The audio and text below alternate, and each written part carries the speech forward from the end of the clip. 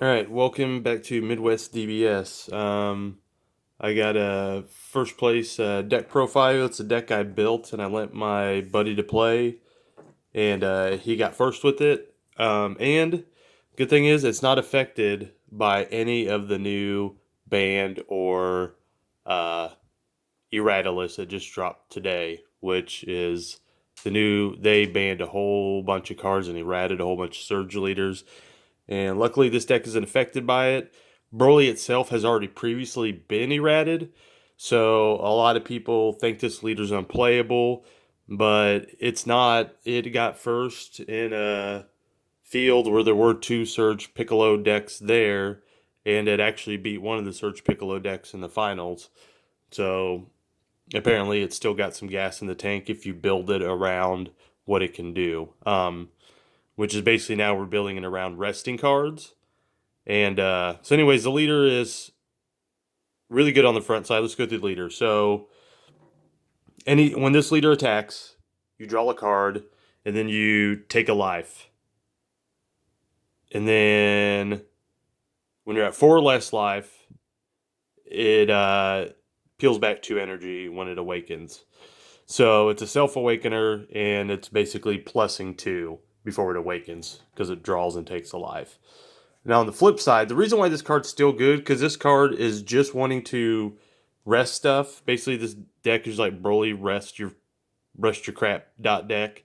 And the leader itself, you can choose one of your opponent's battle cards and switch it to rest mode. And the other ability is still really good because essentially what Broly can do, he can swing, draw a card, and even post errata, it only restands a Broly BR card, but it can restand the leader because it's a Broly BR card. So it swings, draws a card, take a life. So now you're drawing 2 cards, and then it can swing again. Basically, any card that can attack twice and essentially draw you 3 cards on that turn is still really good if that's all it's doing. And that's pretty much what we were using the other ability for, is just to restand the leader and attack twice and draw 3 cards. So you just gain tons of value. Like the leader basically says, draw 3 cards on this side when you're using that ability. So it's still really, really good. Go through the rest of the deck really quick. You played 3 Goku Black Unforeseen Darkness. It's pretty straightforward. You want multicolor energy in your field, and once you do, at the end of your turn, you get to draw 2 cards and discard a card, so it allows you to see more cards. Another fun card I was testing, which surprisingly, I might bump this up, because it's surprisingly good, because if this sticks on the field, essentially, like the Broly on this side, so what you can do is rest a card. Anytime a card is, when one of your opponent's cards is switched from active mode to rest mode by one of your skills, you draw a card. And it's once per turn. So Broly on itself just do it. So I say rest your card. This draws a card. Broly swings, draw a card. Take a life, untap Broly. Basically drawing another card. Swing, draw another card. So if they don't deal with this, you're going to draw every card every turn just based off your Broly leader alone. So like it. So basically, this is your early 2 drop. This you want to drop later because you want to drop it and be able to use its ability off once your Broly's awakened. More cards. We play. I got like 2 proxies in here because they're in other decks right now, but played 3 Great Ape Son Goku Saiyan Instincts. Just generically good. You can send it from your Warp for 2 to draw 2 cards. It's really expensive, but it's really good, and it's good in essentially about every single deck. Next is our Checkland Beerus. It's for energy fixing. So you're running blue-yellow. You're going to be running this as your Checkland. Try to go through this a little quicker than normal. Now we're going to enter my package that also rests cards. Zamasu. Basically, it's a super combo, and you can rest one of your opponent's battle cards or leader card. So it's super combo that switches a battle card or their leader to rest mode. So that's can switch stuff to rest mode on top of the leader. Bojack is an arrival. When it comes in, your opponent mills the top card, but you also get to choose one of their battle cards and switch it to rest mode. So more switching things to rest mode, and it has blocker. Very good card to stabilize. Can be very defensively, and it's even 20k, so it can swing down some stuff. More in our resting stuff package, and just all around good card, is 4 Great Ape Bardock's Warcry. You're gonna run 4 of these. You can run 3 if you want. But I would, if you have 4, definitely run 4. It's a double strike. It combos for 2. Since our leader card is yellow, it draws you a card, and then you get to choose one of your opponent's battle cards and switch to rest mode. As you can tell, the theme is just switching stuff to rest mode. Job of the Trickster is part of our rest mode package and counterplay package. So it's a counterplay, and you can choose one of your opponent's battle cards, ignoring barrier, and once again, yes, switches to rest mode, and it draws a card. And it's just really good. It can stop a lot of... When your opponent's trying to play bombs to end the game, this can basically make them come into play tapped. Another good counterplay. Hit Deadly Vanguard. Basically, it basically 2-for-1s, because when you counterplay, essentially you're going to want to catch them in situations where you're able to send 2 cards back to their hand. So it's plus it deals with some of the nasty SCRs, because it can deal with Black Smoke Dragon. I think I forget what the Red Freeze SCR. If it reduces its cost down to 5, which I think it does. So it can bounce some of the SCRs. I think it does do that. Next, more counterplay action. Frost Deadly Poison. It's your 2 and 3 copies of Cold Bloodlust essentially, but it costs a little more. But if you're at 3 or less life, you get some of that. It's a lot better once you're at 3 or less life. So a lot of times when you're awakened on your Broly, that first swing, especially you're putting yourself at 3 just to make Frost Deadly Poison more deadly. Cold Bloodlust. We're a Frieza leader. We're gonna play it. So just 1 Cold Bloodlust. It basically blanks any card and makes it skillless. Such a good card. Our negates. 3-time magic. We only run 3 negates in the main. We run a couple more on the board, but you're resting so much stuff that essentially you are negating stuff because they swing. You super combo, you rest one of their things, which is basically negating the attack anyways. Bojack is basically negating a future attack and a blocker because he rests something and he's up to block. So only 3 negates. And sometimes we're tapping out for our rivals and another card, which is basically a rival. So I wanted to have the Sparky negate. So just in case you were still able to negate the attack. For Sensu Bean, because you're blue-yellow, Sensu Bean extends plays and lets you play defensively.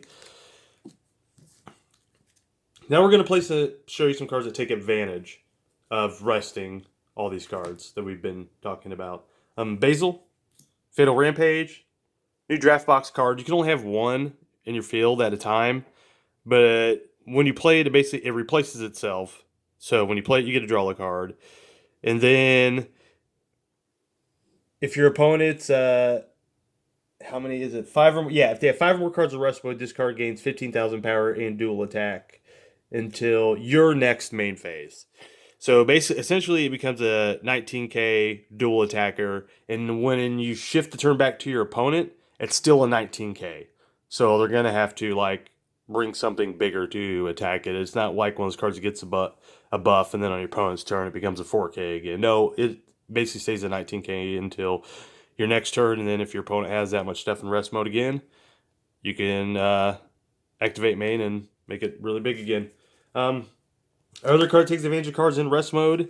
This is essentially an arrival card, but it's just an auto. So basically it's a yellow and 1 of any other color. One of your opponent's battle cards is switched to rest mode. You can play this card from your hand. That's why it's like Arrival. And when he comes into play, you get to choose 2 of your opponent's battle cards or energy, ignoring barrier, and switch them to rest mode.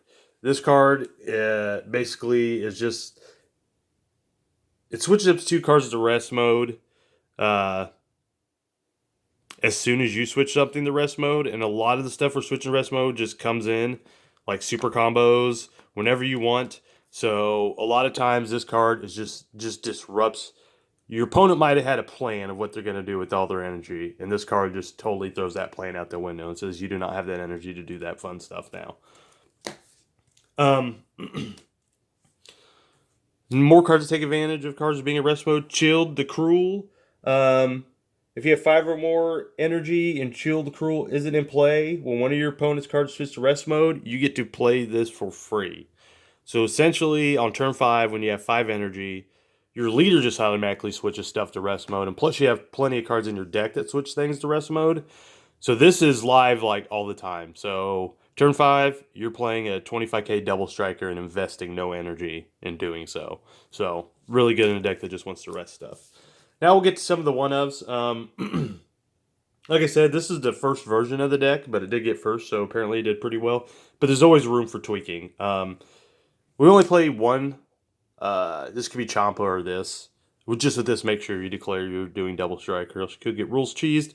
But it basically gives your opponent your battle card or leader card additional 10k, and now they have double strike. Another one of will be Gene. This card's really good. I think I would like to fit one more, but I don't know. It depends on the count. My blue-yellow count, but this card basically makes Aegis good.